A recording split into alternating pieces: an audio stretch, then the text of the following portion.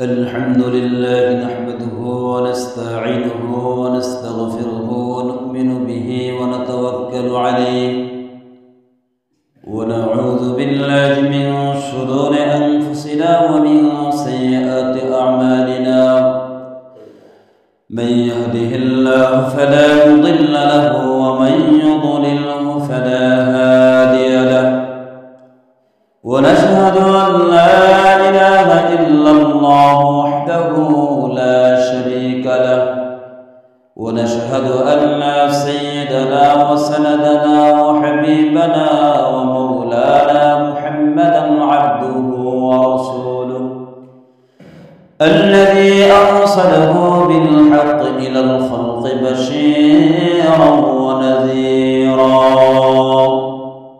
وداعيا إلى الله بإذنه وسراجا وقمرا منيرا أما بعد فأعوذ بالله من الشيطان الرجيم بسم الله الرحمن الرحيم وقضى ربك ألا تعبدوا إلا إياه وبالوالدين إحسانا إما يبلغن عندك الكبر أحدهما أو كلاهما فلا تقل لهما أف ولا تنهرهما وقل لهما قولا كريما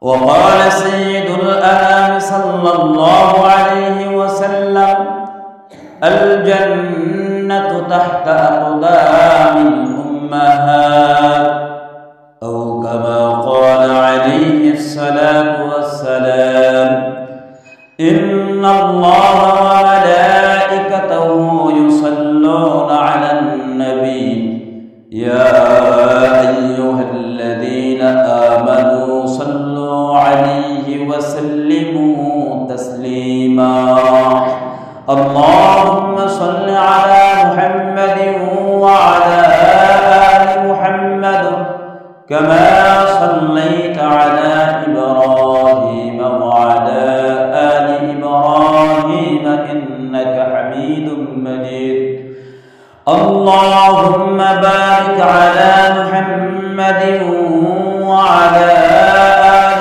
محمد كما باركت على إبراهيم وعلى آل إبراهيم إنك حميد مجيد بلغ العلا كماله كشف الدجى بجماله حسنت جميع خصاله صلوا عليه وآله بلغ العلا بكماله كشف الدجى بجماله حسنت جميع خصاله صلوا عليه وآله لا إله إلا الله لا إله إلا الله لا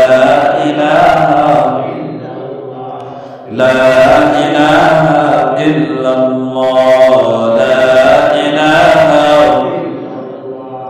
لا إله إلا الله لا إله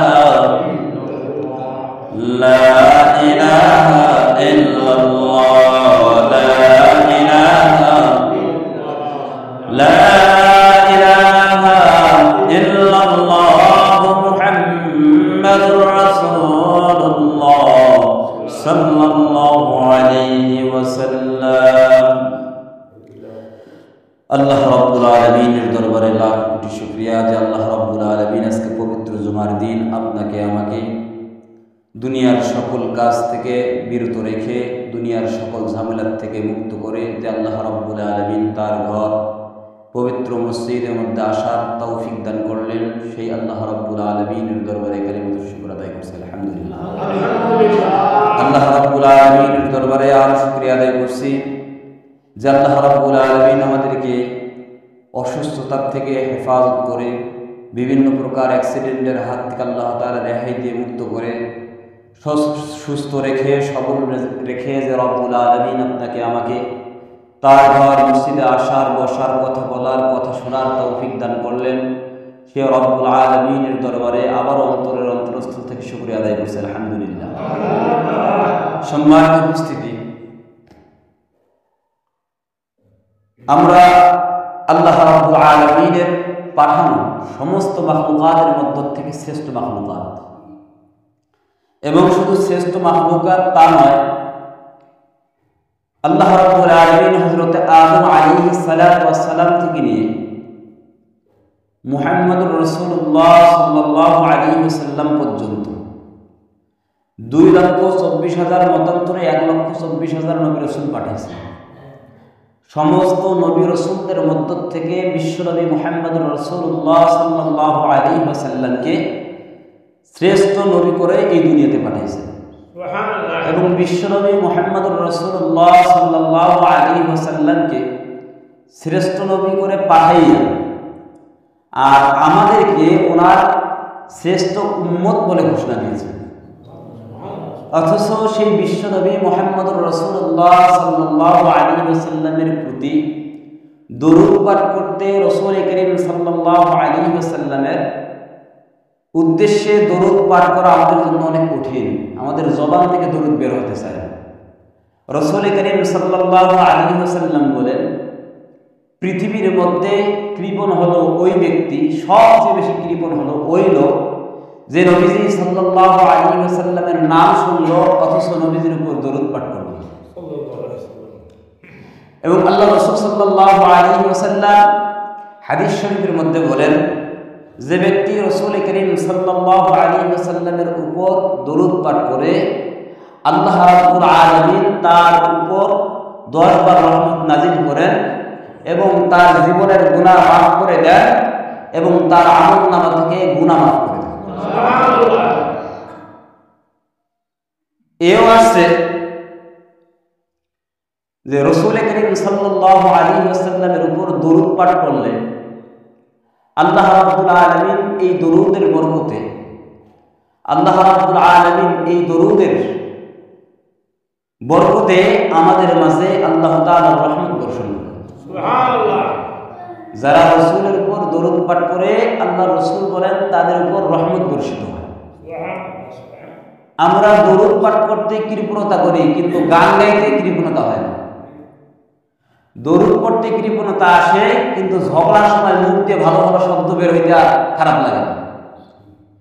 যেই ঝগড়া করা কবিরা গুনাহ, ঝগড়া করা কবিরা গুনাহ। এক মুসলমান অপর মুসলমানকে গালি দেওয়া কবিরা গুনাহ। গালি দেওয়া আমাদের মুখ থেকে ঠিকই আসে, কিন্তু বিশ্বনবীর নাম শোনার পর আমাদের মুখ থেকে দরুদ বের হয় না। এটা আসলে আমাদের দুর্বলতা ছাড়া আর কিছুই না। বিশ্বনবী সাল্লাল্লাহু আলাইহি ওয়াসাল্লামের উপর এক লোক দৈনিক 300 বার দরুদ পাঠ করতেন। কয়বার পাঠ করতেন? 300 বার দরুদ পাঠ করতেন। তো এই লোক তার সন্তানকে নিয়ে সম্ভবত হজ করার উদ্দেশ্যে রওনা দিয়েছেন। হজ করার উদ্দেশ্যে রওনা দিয়েছেন। কিছুদিন যাওয়ার পর, কিছু দূর যাওয়ার পর প্রতিমধ্যে লোকটা পরে মারা গেছে।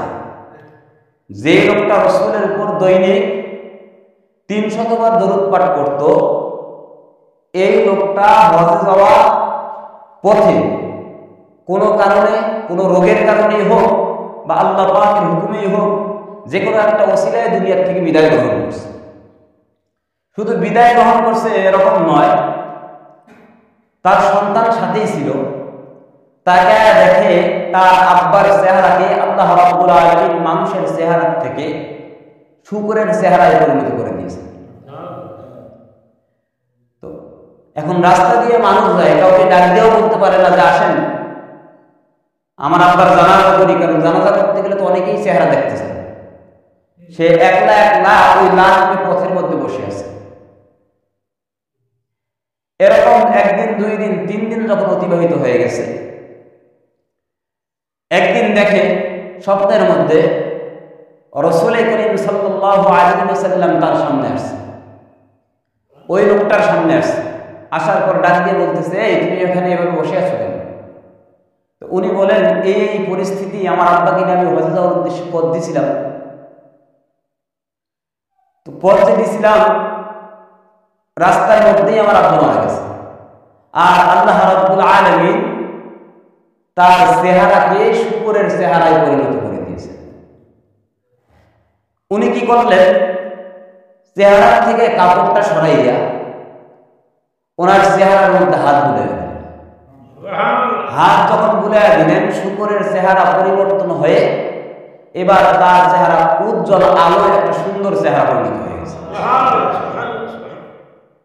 লোকটার যখন চেহারা পরিবর্তন হয়ে গেছে, ছেলেটা তখন ওনার জামার এক কোণের মধ্যে টেনে ধরছে। টেনে ধরার পর জিজ্ঞাসা করে, আপনি কে, আপনার পরিচয়?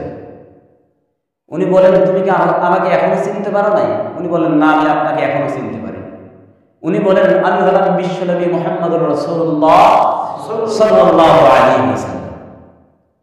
এবার তার বিস্ময় আরো বেড়ে গেছে, তার ভিতরে একটা রহস্যের দানা বেঁধে গেছে যে মক্কা থেকে হয়তো শত শত মাইল দূরে আমি বসে আছি, বিশ্বনবী মুহাম্মদুর রাসূলুল্লাহ সাল্লাল্লাহু আলাইহি ওয়াসাল্লাম মদিনাতুল মুনাওয়ারায়।